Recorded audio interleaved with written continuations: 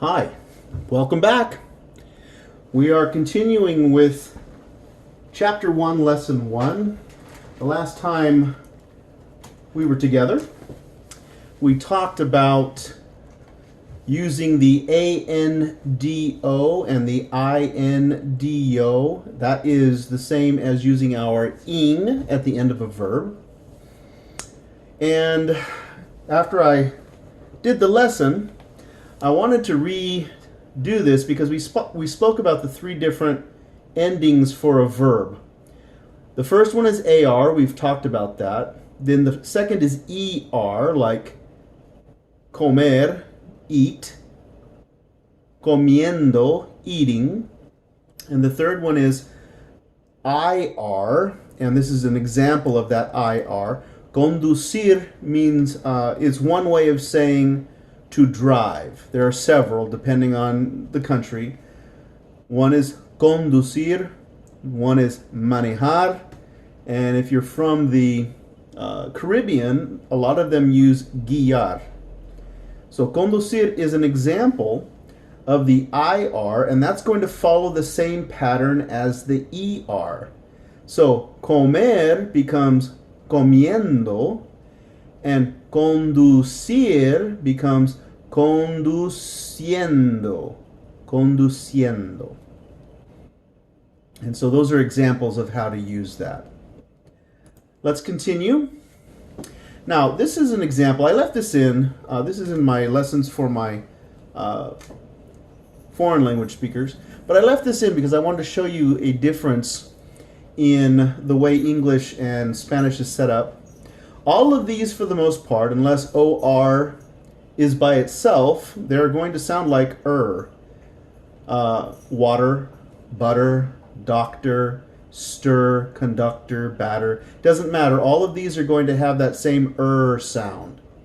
But in Spanish, they don't. ER, OR, UR, and IR are all going to sound different. In fact, I can't even think of a word that ends in ER right now. So let's take a look. Oh, mujer, there we go. So this one is going to sound like air, like the air we breathe. Or, just like if I said this or that, same sound, or. This is going to be an ur. Like ooh, food, ooh, and then ur. And then IR is going to sound like the ear, like your ear on your head. So air, or, ur, ear. Remember that I is going to sound like an E, a long E in English, ear. Now, obviously these R's are not going to be an English R. It's not going to be formed in your throat. Many times it's just going to be a touching of the end of your tongue on the letter. So, air, it's not going to be mujer. It's going to sound like mujer. It has that little mujer. Mejor, burro, burro, oír.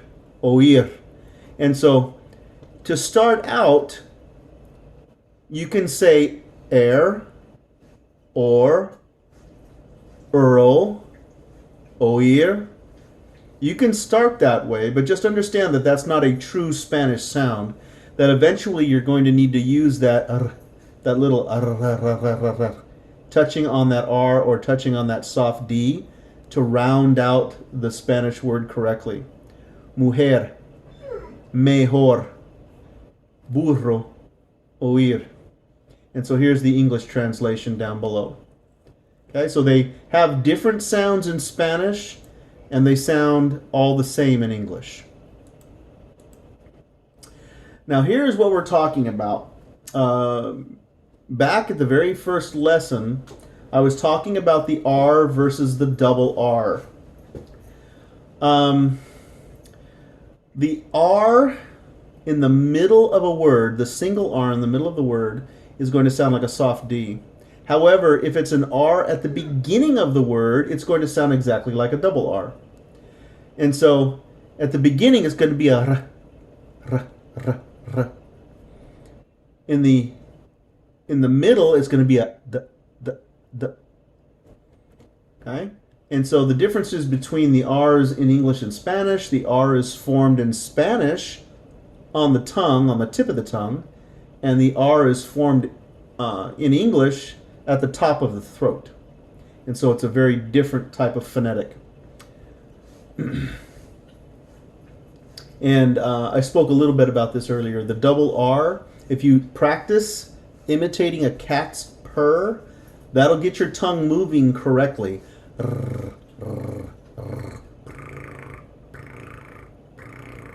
Okay, that's the sound of the R. At least that's how the tongue is going to move for the R. Okay, so let's take a look. These are going to be soft D sounds. You're just going to touch it and get off of it. This word for the word spoon, this is pretty close to it. Cuchada. Cuchada. Okay, cuchada. Cuchada.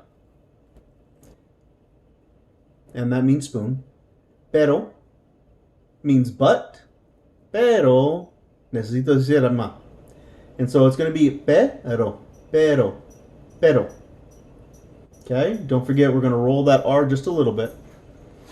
And this word for bird, pájaro, pájaro, pájaro, pájaro, pájaro. And this, I put this in there because my wife is Puerto Rican. And so I put boricua, boricua, boricua. And that's another form of Puerto Rican. They have several. Puertorriqueño, Puertorriqueña, Boricua, Taíno. And so this is one form that they use. But the essential part is that soft R or soft D is just touch it and let go. Touch it and let go. Cuchada. Pero. Pájaro. Boricua. Here's the double R or the R at the beginning of the word. It's going to be the same sound. So the word for neighborhood, barrio, body. Hear it? Body, barrio, barrio, barrio, barrio, barrio. Rata, rata, ratón, ratón. Río, río, río. Has that r, r, r, r, r. Okay, so let's try it. Bar, E-O. Remember the double R is going to be a purring sound. Barrio, barrio. Rata, r, r, rata, rata. Ratón, ratón. Río, río, río. Okay. Okay, this is the beginning of sentence structure. We're going to look at the pronoun box. Box in Spanish is caja. And de is of, and prenombre is pronoun, obviously. But notice how we put the describing words, the adjectives, and sometimes we put those in a different order. Notice that box is last in English, and we describe what kind of box it is. And so the description, if you remember it this way, the description in English is more important than the object. Think of it that way. In Spanish, the object is going to be more important than the description. And if you think about it that way, 9 times out of 10, you'll get this correctly. So, adjectives in front in English, adjectives in back in Spanish. All right, let's take a look at our pronouns. Over here is an attempt to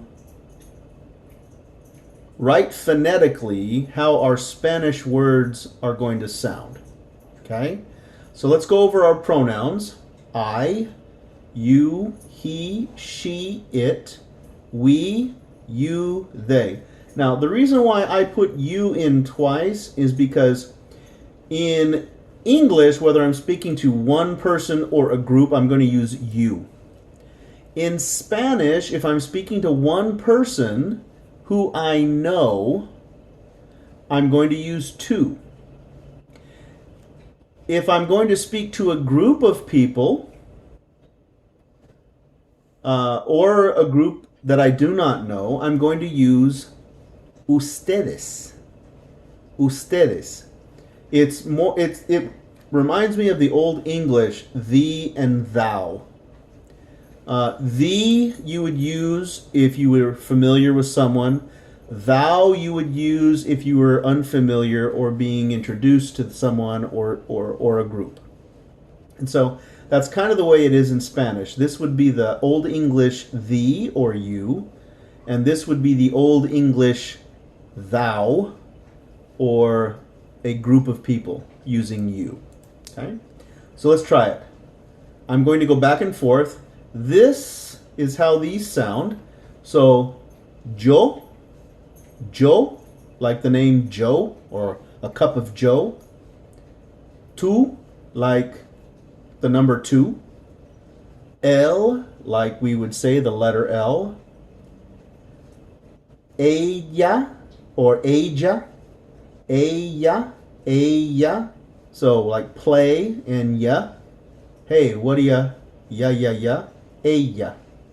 Okay. Now some people would put this as an ella with a more of a J sound, but that's okay. Ella is fine. Eso. Short E and so, as in sewing machine. Eso. Nosotros. 2 long O's and then tros, the third one. No, so, tros. Nosotros. Nosotros. Ustedes. Ustedes. Ustedes. Ustedes. Ellos. Ellos. Ellos. Now, in English, these are generic. Remember that in Spanish, everything is assigned a gender.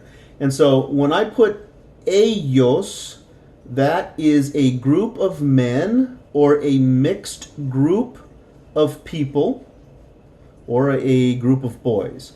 They also have a they only for females. Only for females. And so, whether it's ellos or ellas, it's going to be they. But you need to be careful so that when we talk about this, you're not assigning the wrong group to what you're talking about. So, ellos can be all men or all boys or a mix of both genders. Ellas is only women. There cannot be any men. If there's one man or one boy, it's ellos. Okay? All right, one more time. Yo, tú, él, ella, eso, nosotros, ustedes, ellos, ellas. Okay, we'll stop here today. That's a lot of information. Thank you for joining me. And remember to watch multiple times so that we can get the pronunciation correctly. Thanks. We'll see you next time with part 3.